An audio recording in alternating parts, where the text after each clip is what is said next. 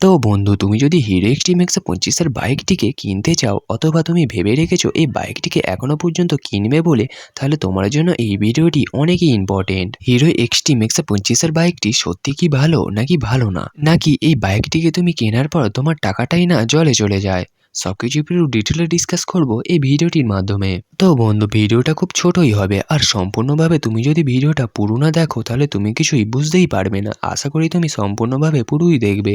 তো ফ্রেন্ডস, চলো ভিডিওটিকে শুরু করা যাক। তো বন্ধু, ভিডিওটি শুরু করার প্রথমেই আমি বলতে চাই, তুমি যদি চ্যানেলে নতুন হয়ে থাকো তো অবশ্যই চ্যানেলটিকে সাবস্ক্রাইব করে বেল আইকনকে প্রেস করে রাখবে, কেননা এই চ্যানেলে তুমি বাইকের বিষয়ে সমস্ত কিছু আপডেট শুধুমাত্র বাংলা ভাষায় তুমি প্রথমেই দেখতে পেয়ে যাবে। তো বন্ধু, তুমি যদি এই বাইকটিকে কিনবে বলে ভেবে রেখেছো অথবা তুমি এই বাইকটিকে কিনতে চাও, তাহলে সত্যি কি এই বাইকটিকে কেনা ভালো নাকি কেনা ভালো না, চলো এই বিষয়ে বিস্তারিতভাবে কথা বলা যাক। তো বন্ধু, প্রথমেই আমি বলতে চাই, এটি শুধু হিরো কোম্পানিরই নয়, এটি গোটা ওয়ার্ল্ডেরই। তুমি যদি 125cc সেগমেন্টের বাইক যদি কিনতে চাও, তাহলে তুমি সব থেকে টপেই তুমি দেখতে পাবে হিরো কোম্পানির এই হিরো এক্সট্রিম 125 এর বাইকটি। হিরো কোম্পানিকে তো মাননাই পারেগা ভাই, কেননা এই বাইকটি অ্যাকচুয়ালি 125cc সেগমেন্টের আন্ডারেই পড়ে, আর এই বাইকটির মধ্যে যা যা ফিচার্স আর লুকিং দিয়েছে, এতে তো হিরো কোম্পানিকে তো মাননাই পারেগা ভাই। হিরো কোম্পানি এই বাইকটির মধ্যে এত সুন্দর ফিচার্স আর লুকিং দিয়েছে, 125cc সেগমেন্টের আন্ডারের বাইকগুলি তো ছাড়োই, বড় বড় বাইকগুলিতেও তুমি এই ফিচার্স দেখতে পাবে না।